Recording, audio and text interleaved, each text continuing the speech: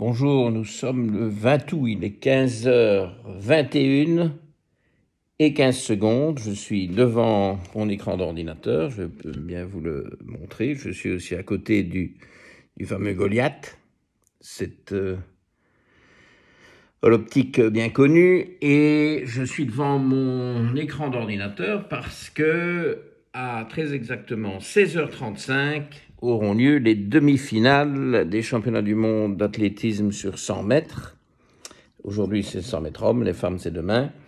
Et bon, ça, c'est quand même toujours un événement que je ne rate pas. Et surtout les demi-finales où finalement, enfin, c'est qu'à le dire, ou demi-finalement, je n'ai pas fait exprès, les chronos sont parfois meilleurs qu'en finale où les favoris se crispent pour la victoire et parfois qu'au moins vite. Donc, je pense que ça vaudra la peine, mais nous avons le temps de shooter cette première capsule de reprise en présence du seul Goliath qui se prépare à sa promenade que nous ferons après ces demi-finales et avant la finale qui aura lieu ce soir. Nous avons fait une pause dans les shootings de vidéos qui étaient bienvenus. Mais évidemment, il est temps de reprendre et surtout, je vous annonçais du nouveau dans l'utilisation des génotypes pour mieux personnaliser la diète. Alors, du nouveau il y a, je vais vous introduire le concept aujourd'hui. Nous n'allons pas encore vraiment finaliser et vous donner toutes les données, tous les aspects pratiques. Je vais simplement vous donner l'envie, vous donner le sentiment que quelque chose d'important se prépare. La raison pour c'est pas vraiment un retard. Je me disais bien que ce serait un peu tôt pour finaliser le concept, parce qu'en réalité, il faudra que je vous parle de très précisément quel génotype peut être demandé au laboratoire de génomique. Et on n'est pas encore tout à fait prêt avec ça. Mais on m'a promis des avancées, on m'a promis la mise en pratique du test. Et il n'est pas impossible que j'en réalise quelques-uns, notamment sur moi et des gens de nos cliniques, pour un peu pour que nous servions de guinea pigs, de cochons d'Inde, pour pouvoir vous revenir alors plus tard, vous revenir, c'est pas vraiment français ça, hein, revenir vers vous plus tard avec déjà de l'expérience. Ici, on est dans la théorie, mais c'est une théorie fascinante. Ok, je ne peux pas ne pas vous en parler. Alors, en réalité, ce qui est excitant pour ce nouveau génotype qui s'annonce, c'est qu'on va parler des sucres. Ah oui, on va parler des glucides. Alors qu'en réalité, on a utilisé d'autres génotypes, essentiellement l'ApoE, sur lequel je travaille depuis 9 ans, mais aussi plus récemment le DIO2. Je vous renvoie à ces capsules spécifiques. Sans oublier évidemment le génotype LCT pour l'intolérance au lactose qui touche quand même beaucoup de monde, moins chez les caucasiens. Il n'y a pas que des caucasiens par ici, et puis nous avons des patients partout dans le monde. Et donc c'est ridicule de se focaliser sur les caucasiens. Je vois des pages Facebook où on parle du lactose comme d'une bénédiction, d'un prébiotique, de quelque chose d'extraordinaire pour la santé, etc. Bon, c'est un manque de respect pour ceux qui sont intolérants génétiquement au lactose, hein, parce que l'espèce de mythe selon lequel au début tout le monde fait de la lactase et puis cette capacité se perd si on ne continue pas à manger des produits riches en lactose. Il y a de la vérité là-dedans, mais ça ne s'applique pas à ceux qui ont deux copies, on va dire, défavorables du gène LCT. Si vous avez de votre papa et de votre maman une copie variante du gène LCT, je suis vraiment désolé, mais il n'est pas question de dire que vous pouvez manger du lactose, des quantités infimes, ça ne provoque jamais aucun problème, a priori. Parce que bon, ce n'est pas que le lactose est un poison, c'est que nous ne savons pas le digérer si nous n'avons pas la lactase. Mais il y a des gens qui n'ont pas la lactase, sauf quand ils sont nouveau-nés. Là, c'est différent. Il y a toujours une expression à cet âge-là. Mais après, terminé pour toute cette population qui n'a pas le gène LCT. Bon, on en a déjà parlé ailleurs, mais ça me révulse un peu quand je vois qu'on fait l'apologie des laitages pour le lactose en crachant dans la gueule de ceux qui sont incapables de le digérer. Je ne sais pas, est-ce que c'est sponsorisé par l'industrie agronomique, hein? Est-ce que c'est sponsorisé par les organisations gouvernementales, notamment en France, où évidemment le poids économique des laitages est énorme et donc il faut absolument convaincre toute la population, sans exception, qu'il faut s'enfiler des laitages au moins 3 fois par jour. Bon, enfin bref, avançons. Alors, pour les deux autres, pour l'ApoE et le DIE2, ça n'a trait qu'aux graisses. Okay, et donc, moi, j'avais commencé par l'ApoE il y a 9 ans. J'ai été initialement intéressé par l'ApoE pour la prévention cardiovasculaire et la prévention neurodégénérative dans l'optique de jouer sur les risques, enfin de jouer sur, de combattre les risques accrus de pathologies cardiovasculaires, d'athérosclérose et de neurodégénérescence, avec évidemment en filigrane des choses comme la maladie d'Alzheimer, mais aussi la maladie de Parkinson, voire d'autres pathologies neurodégénératives. On parle aussi de la démence à corps de Lewy.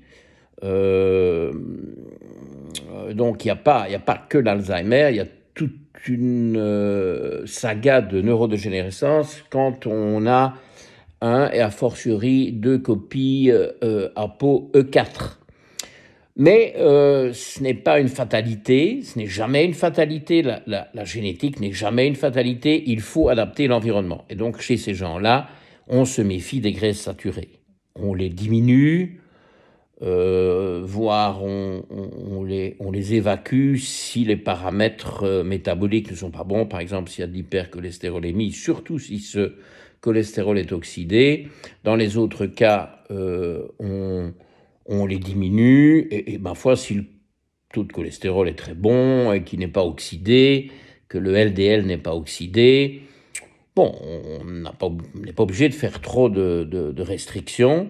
Mais donc ça, c'était quand même l'intérêt de l'ApoE4. Par contre, dans l'ApoE2, là, il faut vraiment augmenter les graisses aux dépens des hydrates de carbone. Bon, ça, c'est évident. J'en parle souvent, je ne reviens pas là-dessus. Et puis finalement, 20% d'ApoE4, 5% d'ApoE2, 75-75% d'ApoE3. On parle surtout évidemment des ApoE3 parce que c'est 3/4 de la population, y compris votre serviteur et d'autres. Et cette majorité de la population reflète bien le problème des 50 dernières années, c'est qu'on a baratiné les gens avec la peur du gras, avec l'amour de la céréale, hein, la pyramide alimentaire totalement factice avec la grande base céréalière, rien à voir avec la réalité, pure invention, aucune base scientifique. Et donc, c'est assez problématique de changer toute l'éducation de plusieurs générations. On ne parle pas d'une seule génération, on parle de 2 à 3 générations qui ont subi un lavage de cerveau, je voulais dire brainwashed, mais bon, on va quand même essayer de parler français.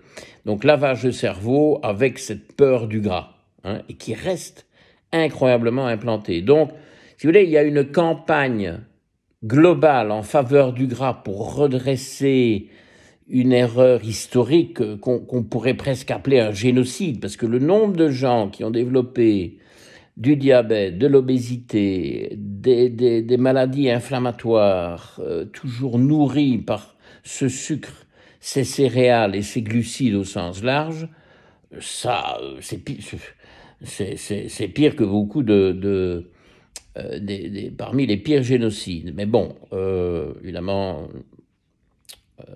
je ne confonds pas les genres, on est bien d'accord.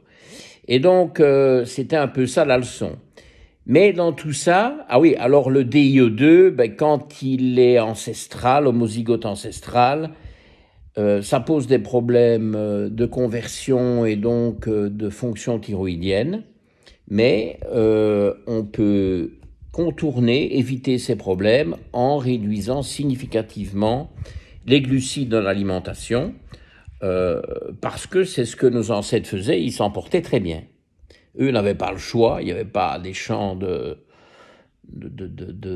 céréales, voire de pommes de terre et dans d'autres pays du monde, de différents types de féculents. Tout ça est venu avec le néolithique. Mais dans le paléolithique, il n'y avait pas ces options-là. Et donc, il y avait forcément une diète plutôt carnivore, nettement plus carnivore que nous, et qui passait très bien avec le DIE2 ancestral. Et donc, ceux qui ont gardé, les 13% de la population qui ont gardé ce DIE2 homozygote ancestral, eh bien, ils n'ont qu'à manger comme nos ancêtres, et ça donne des résultats stupéfiants. Moi, je suis très impressionné par les retours cliniques de ce changement que j'ai apporté relativement récemment, finalement, sur la dernière année, puisque c'est dans mes vacances, hein, entre guillemets, 2022, au mois d'août 2022, que j'ai découvert ce poteau rose-là. Ben, je suis sur un nouveau poteau rose, comme vous avez pu le voir venir. J'ai fait quelques allusions précédemment, et nous y voilà. Et ceci, ça va avoir trait aux glucides. Ça va vraiment bien compléter le tableau. Alors, pourquoi est-ce qu'il y a un problème avec les glucides ? Nous savons qu'il y a un problème avec les glucides. Je vous l'explique en 2 mots. La réaction d'une personne donnée à un repas léger, un snack, ce que vous voulez. C'est mieux de prendre l'exemple de snack ou de repas léger parce que un repas, il y a tellement d'aliments, c'est complexe. Bon, on se doute bien que ça peut créer des différences. Mais on peut imaginer un snack très simple. Je sais pas moi, un bol de houmous, oui, parce que dans le houmous, il y a quand même, dans les pois chiches, il y a quand même du féculent, il y a de la graisse, il y a des protéines, comme dans toutes les légumineuses, il y a des fibres. Qu'est-ce que ça va donner ? Eh bien, moi, ce que je conseille de plus en plus à mes patients de faire, parce que c'est la seule façon de s'y retrouver à l'heure actuelle, peut-être que la génomique va nous avancer, c'est là que je suis titillé et que j'espère que vous l'êtes aussi, mais pour le moment, comme on n'a pas encore l'outil pratique, eh bien, on n'a pas le choix, il faut essayer de voir comment on réagit, rien de tel que de louer un glucomètre pour 15 jours, voire d'acheter quelque chose, c'est pas ruineux du tout. Alors, il y a des patchs qui ont une validité de 15 jours, tout ça, c'est une application qui se retrouve sur votre smartphone. Bon, il y a tout un tas d'options pour mesurer la glycémie sans vous transpercer d'aiguilles à tout bout de champ. Et donc, moi, ce que je conseille, c'est réunissez-vous 3-4 amis ou amis. Je sens que c'est les amis surtout qui vont faire ça, mais bon, peu importe, tout le monde est le bienvenu, ça peut être mixte. Et achetez tous le même procédé de glucométrie.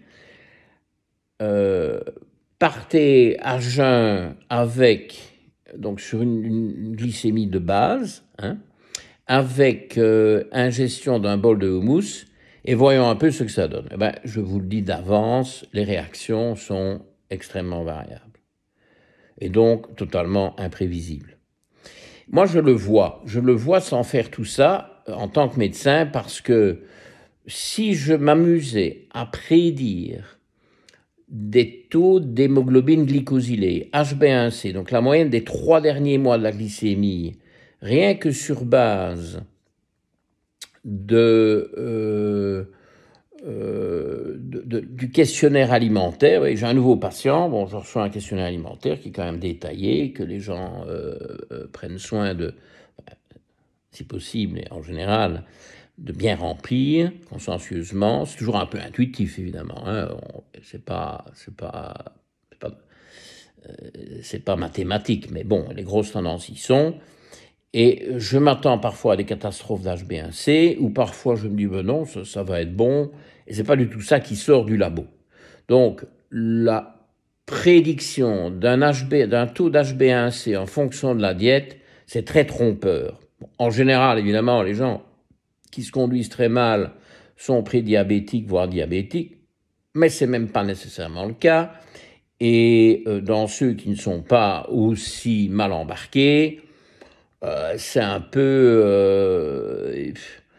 au doigt mouillé, comme on dit. Vous voyez, donc là, derrière, il y a des choses. Et une des choses, c'est ce dont je vous parle maintenant.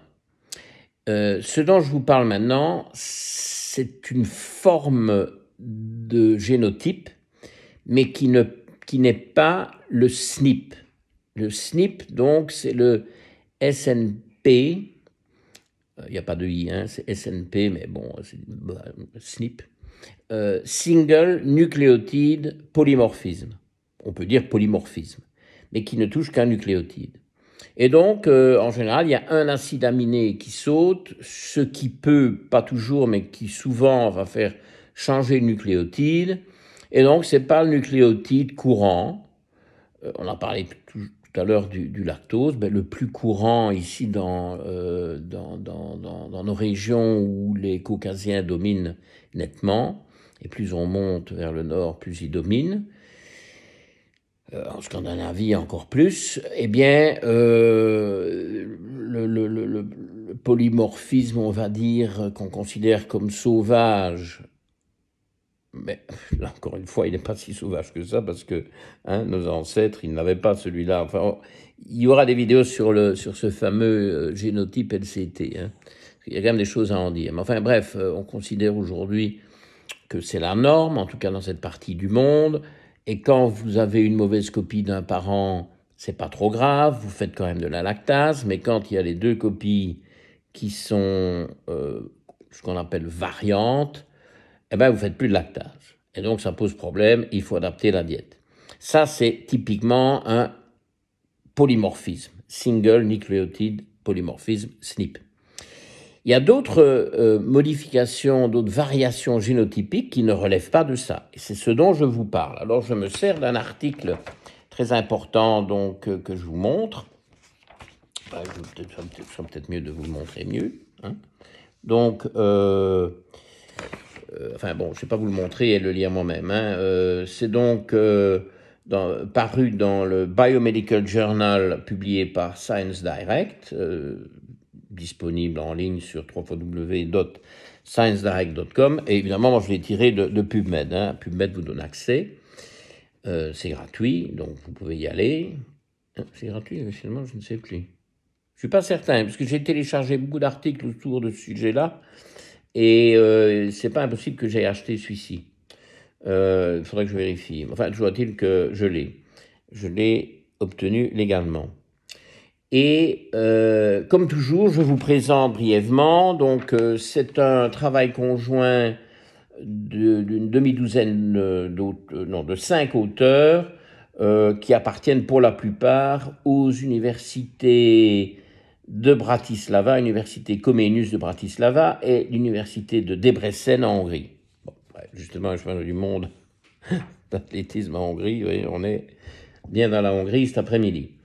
Voilà, alors toujours important, je vous rappelle, n'allez pas vous promener sur PubMed, etc., sans avoir ces règles de base. Conflit d'intérêts, il n'y en a pas.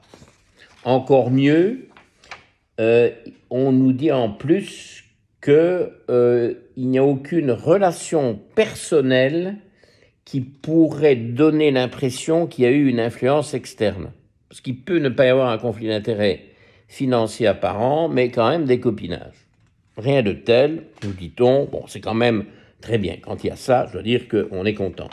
Pas toujours le cas avec le BM, hein, parce qu'il y a des acharnés de l'EBM. Pour trouver ça bien ouvert comme ici dans l'EBM, eh ben, vous pouvez déjà chercher, ok? Parce que l'EBM, il faut 50 millions d'euros ou de dollars pour faire la moindre enquête. Là, hein, plus il y a d'argent. Bon, ici, c'est de la recherche. C'est d'ailleurs subventionné par le Fonds européen de développement régional, probablement donc pour l'Europe centrale, et par l'Agence slovaque de recherche et de développement. Bien, non? Bon, voilà, on est dans de la science, parce que il y en a qui prétendent qu'ils sont dans la science, mais c'est de la science faisandée, c'est de la science sponsorisée. Et ça, ce n'est plus tout à fait de la science, ok? Si vous voulez bien me permettre d'émettre cette opinion, qui n'est jamais que mon opinion. 124 références, articles très bien référencés. Bon, là, c'est la première page, mais il y en a, voilà, je vous montre, hein, il y en a jusque 124. Peut-être pas bien vu, mais vous pouvez me croire, et vous pouvez surtout aller voir l'article. Il me semble qu'il y a Oxo dans le coin, il pourrait faire son apparition. Bon, alors, le phénomène en question, parce qu'il serait quand même temps d'y arriver, parce que le temps passe, ce n'est pas SNP, Single Nucleotide Polymorphism, c'est, il faudra s'y habituer, donc mémorisez, faites vos exercices, c'est CNV, Copy Number Variant. Copy Number Variance, parce que bon, ça se met au pluriel, c'est l'appellation générale. Donc il y a les SNP et il y a les CNIV. On a peut-être jamais entendu ça, mais pourquoi pas les CNIV pour la mémorisation, ce serait peut-être pas mal. Les CNIV. Bon, on va faire ça, on va inventer. Il y a peut-être personne qui dit ça, mais si on dit SNP, on pourrait bien tout aussi bien dire CNIV. Copy Number Variance. Alors, je vous donne la définition.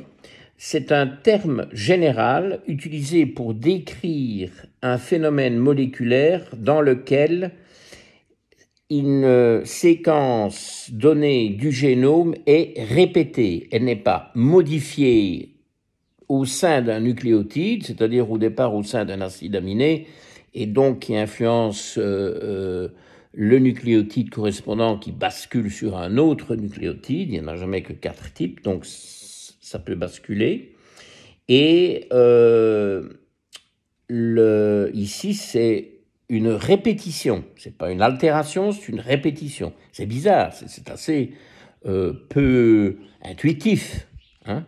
Mais voilà, copy number variance. Il y a un nombre accru de copies. Et donc, le nombre de répétitions, le nombre de copies varie, le nombre de copies, c'est pas toujours facile de vous traduire en anglais en direct, hein. Je ne prépare pas une traduction parce que moi j'aime bien l'improvisation, mais évidemment de temps en temps il y a un raté. Le nombre de copies varie d'un individu à l'autre. Donc, individus de la même espèce, hein. Donc, si vous voulez, ça arrive aux mêmes différences que les génotypes basés sur les SNP, mais ces CNIV, eh bien, ils vont avoir eux aussi des conséquences tout à fait significatives sur le plan d'abord génomique. Les génotypes vont différer d'un individu à l'autre, mais il va y avoir des conséquences cliniques. Ah oui.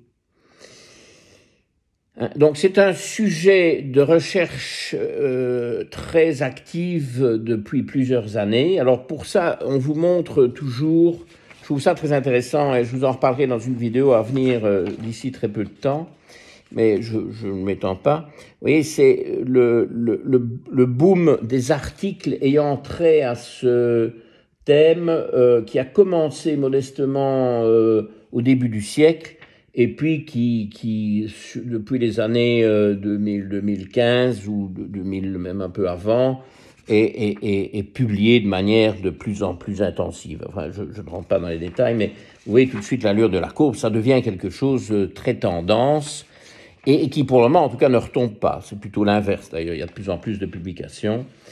Et donc ça, c'est les publications sur PubMed. Ça a été fait par les auteurs de l'article ici pour montrer que c'est du lourd et que ça ça attire de plus en plus de recherches. Et alors, le plein potentiel des CNIV commence seulement à émerger, nous dit-on, et ces CNIV jouent un rôle important dans l'évolution et contribuent à la diversité de la population. Et moi, c'est ça qui m'intéresse. La médecine fonctionnelle, c'est la personnalisation. Donc tout ce qui va expliquer la diversité de la population m'intéresse. Et si on le comprend, voilà, on a une piste. On n'est pas dans le protocole standard qu'on dit à tout le monde, comme ces illuminés qui disent à tout le monde ah, « la lactose est bon pour tout le monde ». Ben non, non. Enfin, comment c'est possible de dire des conneries pareilles? C'est effrayant. Rien n'est bon pour tout le monde. Et tout n'est pas bon pour personne. Bon, je m'égare peut-être là. Enfin bon, vous voyez bien ce que je veux dire. Donc, il faut de la personnalisation. Alors, on peut personnaliser sur base des prises de sang. C'est ce que j'ai toujours fait. C'est la base de la médecine fonctionnelle. On fait des bilans, sang, urine, tout ce qu'on veut. Et on personnalise sur base de ça. Oui, mais la personnalisation sur la base génomique, elle est beaucoup plus incontournable parce que vous pouvez modifier toute la prise de sang. Moi, je vous garantis qu'il y a moyen, avec la collaboration active du patient, de changer toute la prise de sang. Mais vous n'allez pas changer les génotypes, et vous n'allez pas changer les génotypes du type SNP, pas plus que les génotypes du type CNIV. Voilà. Donc, ça m'intéresse beaucoup. Alors, vous me direz, ah oui, dans les généralités, j'ai encore une page ici, un graphique avec toutes ces recherches génomiques. Tout ça, c'est de la recherche génomique. Ça a commencé en 1914. Génomique, génétique, évidemment. Mais c'est en 2004 qu'est apparu le terme CNIV. Copy Number Variation, 2004. Donc, ça n'a même pas 20 ans. Mais c'est pas d'hier non plus. C'est pas le truc qui est apparu il y a 2 mois et puis qui va tomber dans l'oubli en désuétude. C'est un phénomène tout à fait important qui est peu connu encore, mais qui le sera de plus en plus, surtout que bon, il y a une complexité, il faut le maîtriser. Alors, la complexité, bon, elle est là, on me dit ici, dans une autre partie de l'article que j'ai surligné, que la manière dont surviennent les CNIV se base effectivement sur des facteurs génomiques, donc avec des variations de type génomique, comme on les connaît, mais pas que. Bon, alors, il y a des facteurs chimiques et des facteurs physiques mutagènes qui s'y ajoutent. Donc, croyez-moi, il y a une méchante complexité. C'est plus complexe de se familiariser avec les CNIV qu'avec les SNP. Bon, en pratique, évidemment, moi, ce que je vous donnerai, c'est la quintessence clinique de la chose. Mais c'est évidemment pas aujourd'hui qu'on va arriver à ce stade-là. Aujourd'hui, j'introduis le thème. Bon, on avance. On est dans un format un peu plus long que d'habitude, mais on n'en a plus pour des heures, je vous rassure. Goliath. Oh, oh, oh, oh. Non, non, non, on ne se mord pas la patte. Et alors, ce qu'il faut peut-être encore dire à ce stade-ci, c'est que visiblement, ces CNIV jouent un rôle important dans l'évolution et un rôle favorable, parce que, je vous traduis à la main levée, un génome qui serait trop statique ne permet pas de s'adapter à son environnement. Et plus ce génome est plastique, plus il est capable d'évoluer rapidement, plus l'organisme peut survivre au changement de son environnement. Or, l'environnement change. Je dirais même qu'il change très très vite à l'heure actuelle, mais on ne va pas rentrer dans ce débat, ce vaste débat. Mais ne serait-ce que des pollutions chimiques, par exemple, l'exposition aux produits chimiques est en train d'exploser, donc c'est un changement d'environnement. Le changement d'environnement auquel je fais allusion ici, c'est plutôt l'apparition du néolithique. Il y a 12 000 ans, au sud de la Turquie, les premières cultures, les premiers champs de blé primitif.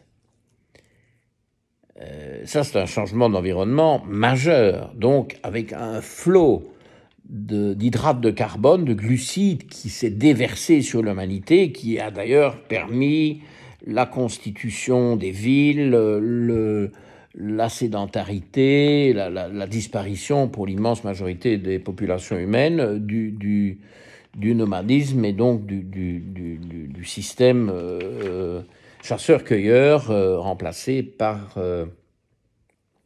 le cultivateur ou ce que vous voulez.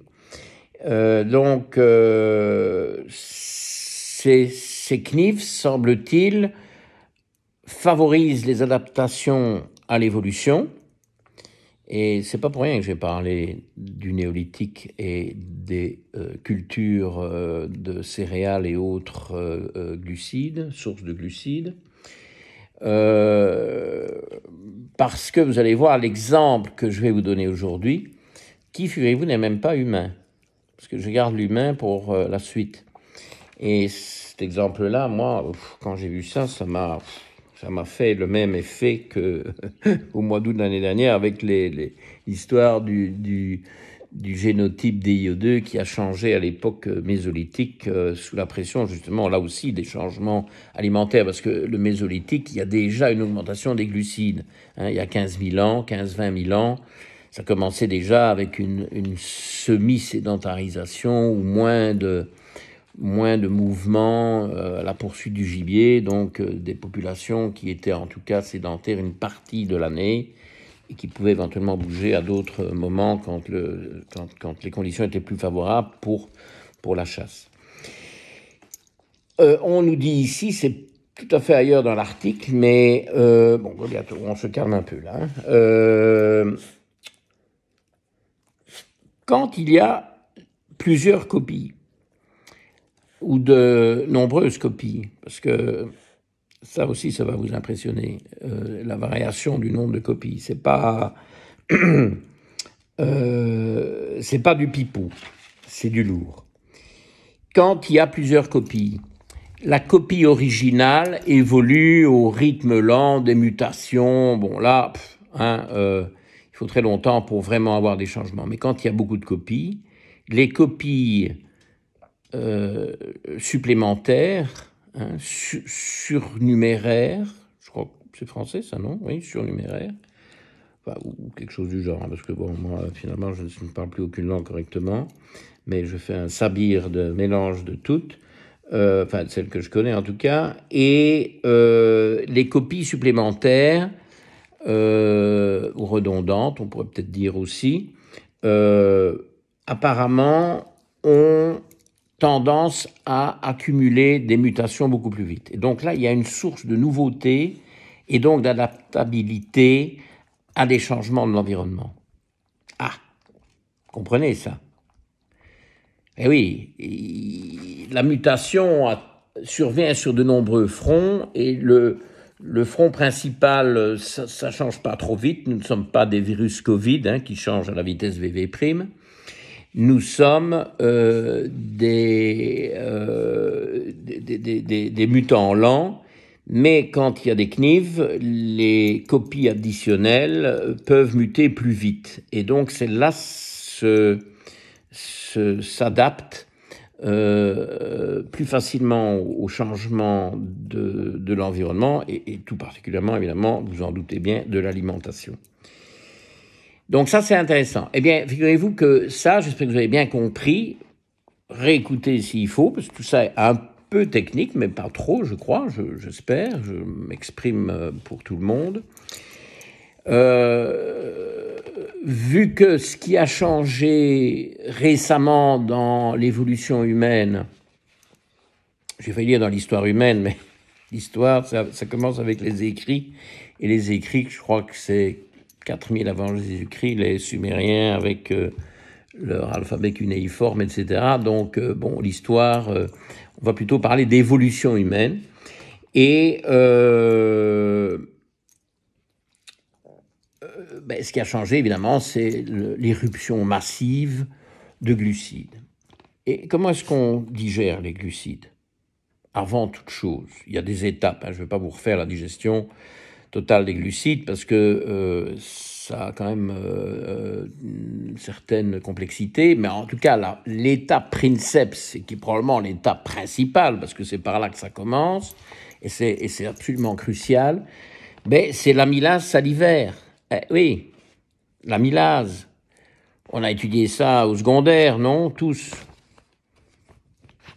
Presque tous. Je ne parle pas de ça à l'école primaire, vous croyez? J'ai des doutes. Peut-être pas beaucoup. Mais en tout cas, l'amylase salivaire, oui, la salive, ça sert à digérer. D'ailleurs, si vous mangez de la mie de pain, ce que j'espère que vous ne faites pas, parce que, bon, moi, je suis pas très pour la mie de pain, comme vous savez, mais imaginons, ou rappelons-nous, en tout cas, de manger de la mie de pain. Au début, voilà, ça a le goût de pain, mais après 42 secondes, ça a le goût de sucre. C'est l'amylase salivaire qui a commencé à digérer le glucose du pain et qui le transforme, les glucides complexes du pain, qui les transforme en glucides simples et notamment en glucose. Voilà, c'est tout simple.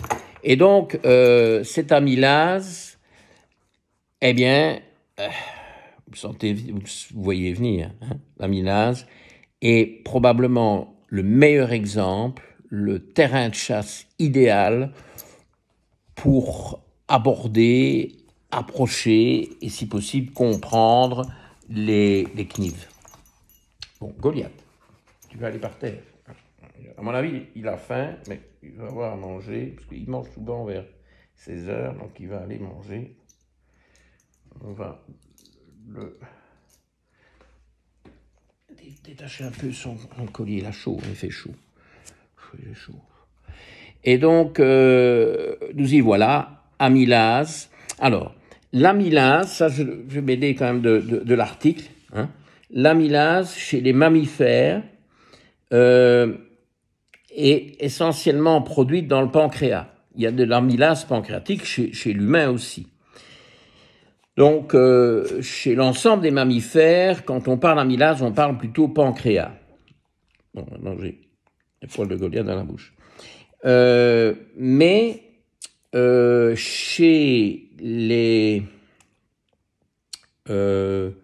rongeurs, rongeurs, et chez les primates, c'est-à-dire les grands singes et les humains, non,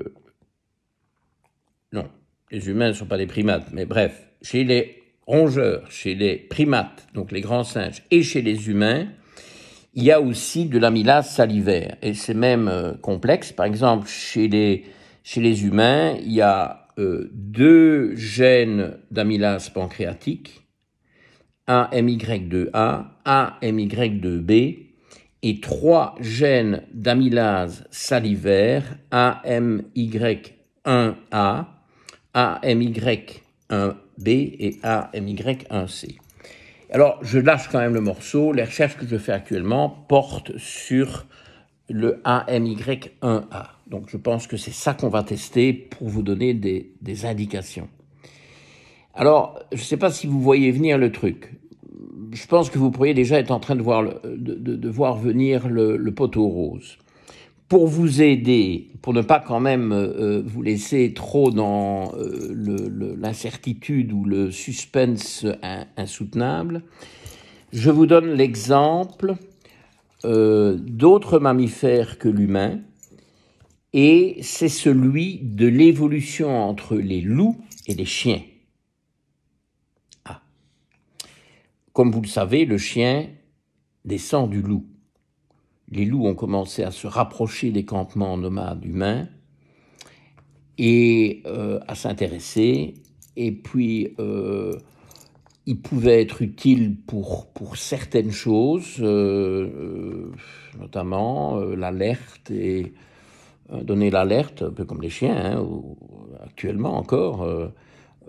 Mais là, au départ, quand il y avait des prédateurs, les loups pouvaient y réagir et alerter les humains, etc. Donc il a commencé à y avoir une collaboration, et puis les loups mangeaient évidemment les restes, etc.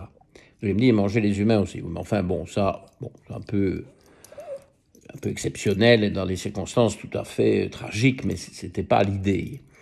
Les loups s'attaquent à quelque chose qui est faible, qui est blessé, qui est agonisant, qui est mourant, et puis aussi au cadavre, mais n'attaque pas un campement humain, c'est dans les films ou dans les romans. Et donc, ces loups se sont petit à petit mis à collaborer avec les humains, mais tout ça s'est passé dans des périodes où les humains commençaient à manger beaucoup plus de glucides. Et donc, les loups qui sont de vrais carnivores... Allez, regarde un peu par là parce que c'est infernal. Il en a marre d'être... il a trop chaud. Et donc, ces loups carnivores ont évolué en chiens semi-carnivores. Parce que ces chiens ont de plus en plus partagé la nourriture des humains. Et c'est là que c'est tout à fait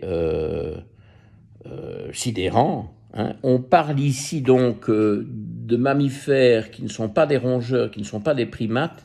Donc on parle d'amylase pancréatique, mais c'est exactement le même principe, hein, que ce soit pancréatique ou salivaire, hein, les glandes salivaires. Donc ça vous donne le ton et ça vous dit ce qui arrive, ce qui va vous tomber dessus dans les prochains mois, semaines, mois. On parle ici du génotype AMY2B qu'on compare chez les chiens et chez les loups. Et chez les chiens, ce génotype est exprimé sous forme de CNIV beaucoup plus, il y a beaucoup plus de répétitions chez les chiens que chez les loups. Et c'est pas peu dire. Les chiens ont 7,4 fois plus en moyenne, hein, c'est une moyenne sur ce qu'on a étudié comme population, puisque ça varie d'un individu à l'autre. Mais la moyenne est intéressante pour se représenter le phénomène. La moyenne chez les chiens est d'avoir plus que 7 fois plus d'amylase pancréatique que chez les loups, et ces chiens sont donc beaucoup plus adaptés à se nourrir de choses que les humains mangent. Et ça, on le sait, hein, je veux dire, pas Goliath. Goliath, c'est un loup, lui, c'est un carnivore. Lui, s'il y a un morceau de carotte ou un petit pois dans son plat, si on ne le broie pas avec la nourriture plutôt carnée, on le retrouve à côté de l'assiette. Mais ce que je fais, c'est que je mélange parce que ça lui fait quand même du bien au point de vue intestinal d'avoir des fibres. Donc voilà, la nourriture qu'on donne aux chiens aujourd'hui n'est pas une nourriture purement carnivore. Alors il y a des débats, etc. Mais ceci est un élément scientifique flagrant qui permet d'affirmer que effectivement, il est tout à fait raisonnable de donner quand même des légumes et une certaine quantité de glucides, pas des céréales. De grâce, ne donnez pas des céréales aux chiens, mais en tout cas une nourriture non exclusivement carnivore aux chiens, parce que ça correspond voilà, à leur ADN, qui n'est pas celui du loup. Il y a peut-être des variations dans les races de chiens, etc. C'est possible que ça aille plus loin. Bon, je ne suis pas vétérinaire, comme je l'ai déjà dit. Mais donc voilà, c'est ce qu'on va trouver chez les humains. Et donc chez les humains, pour l'amylase, donc le gène AMY1A1, le nombre de copies chez les humains, ça je peux déjà vous le dire. Par contre, comment est-ce qu'on va mesurer ça? Bon, ça reste à expliquer plus tard. Le nombre de copies de l'amylase 1A1 chez l'humain varie de 2. Donc, il n'y en a jamais 1. Il y en a au moins 2. Bon, on pourrait se dire, ouais, ok, toi t'en as 2, moi j'en ai 3. Bon, j'entends les blagues salaces. Et lui en a 4. Je parle de copies de l'amylase 1A1, pas d'autre chose. Oui, non, ça varie de 2 à 18. Il y a des gens qui ont 18 fois l'amylase et d'autres 2 fois.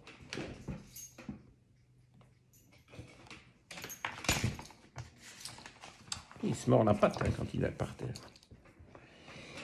Eh oui. C'est du lourd, hein. Et donc forcément, alors on nous dit déjà ici dans cet article, qui n'est pas spécifique pour les humains, qui est un article généraliste.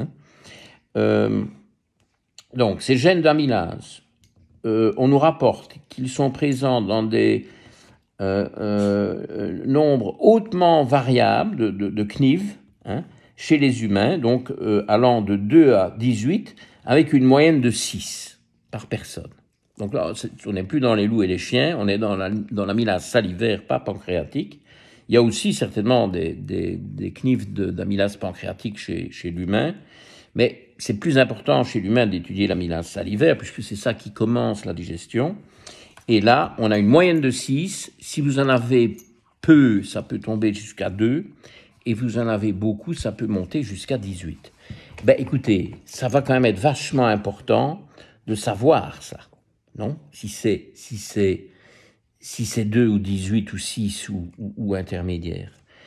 Et alors, c'est ma conclusion, le nombre moyen dans une population donnée, avec des fluctuations individuelles, interindividuelles, mais le nombre moyen dans une population donnée, ici donc de nouveau d'humains, est plus élevé dans les groupes humains qui ont des diètes riches en hydrates de carbone, en glucides, comparé aux humains qui mangent traditionnellement des diètes pauvres en féculents. Et voilà probablement une différence qui existe chez les Esquimaux, qui mangent quasiment que du gras et des protéines, très peu de glucides. Et donc, on peut imaginer, mais je n'ai pas la preuve, mais je veux dire, c'est ça, probablement que ça reflète ou que ça veut dire, que chez les Esquimaux, il y a très peu de copies de l'AMY1A1, comparé à d'autres groupes humains qui ont des diètes différentes. Alors ça, c'est pour des groupes. Moi, ce qui m'intéresse, c'est la personne. Mais on va avoir cette donnée-là pour la personne. Je ne dis pas que ça va tout révolutionner, mais je crois que ça va expliquer de fortes variations de la réponse de la glycémie à ce qu'on avale, ce que je vous expliquais tout à l'heure avec les différences entre personnes qui mangent la même chose et qui voient leur glucomètre réagir de façon tout à fait distincte. Et ça devrait nous permettre, mais avant de vous en reparler tout à fait officiellement, je ferai quand même quelques essais cliniques. J'ai fait pareil avec les ApoE, et avec les DIO2, tout ça, j'ai quand même la prudence de passer de la théorie à la pratique je suis d'ailleurs le premier candidat et le premier intéressé à mettre ça en œuvre. Mais il est évident que quand on connaîtra le nombre de copies de l'amylase dont un individu dispose, il y aura un impact sur le conseil alimentaire vis-à-vis des glucides. Voilà, c'est assez difficile à expliquer dans le schéma habituel de 28 minutes. Donc on est en schéma plutôt de 48 minutes, si pas 50. Je suis désolé, c'est un grand format. J'espère que ça vaut la peine. C'est la rentrée. Vous n'avez plus rien foutu là avec mes capsules pendant un mois. Bon, allez, vous pouvez faire un peu l'effort. Et dites-moi ce que vous en pensez. Retrouvons-nous de nouveau maintenant tous les vendredis 19h30 pour des formats normaux de 28 minutes avec toujours 2 minutes d'introduction, donc vous en avez pour une demi-heure. Mais voilà, je crois que c'était important. Et finalement, vous savez, je crois pas que je regrette cette espèce de mouvement que je n'ai pas décidé spontanément, mais qui s'impose à moi. Vraiment, voilà, ça me tombe toujours dessus. Je ne fais que suivre quelque chose là qui me guide. C'est que plus je vais, plus je pense qu'effectivement, manger selon ces génotypes, ben, c'est la clé pour savoir quoi manger et personnaliser la diète plutôt que de suivre des modes, des protocoles et le régime de machin truc bazar qui enthousiasme toujours certains mais qui fait beaucoup de tort à d'autres et donc ça n'a absolument pas de sens. Il faut avoir une démarche scientifique, ceci est scientifique, hein, je crois qu'on ne peut pas le contester, pour personnaliser les conseils. Et je continue à travailler sur ce sujet-là avec une surprise au mois d'octobre. Mais bon, tant que ce n'est pas matérialisé, je ne vous en parle pas. Enfin, allez, je lâche un mot, mais sans plus. Le mot est masterclass. Nous verrons, nous reviendrons sur ce sujet-là. Merci d'avoir été si patient et à vendredi prochain. Salut. Oh, Goliath. Oh oui, Goliath a faim. Oh, mais il est fâché. Oh là là là là, oh là là, il a la moustache tout hérissée. Et toujours pas d'oxo, ce sera pour la prochaine fois. Bye bye.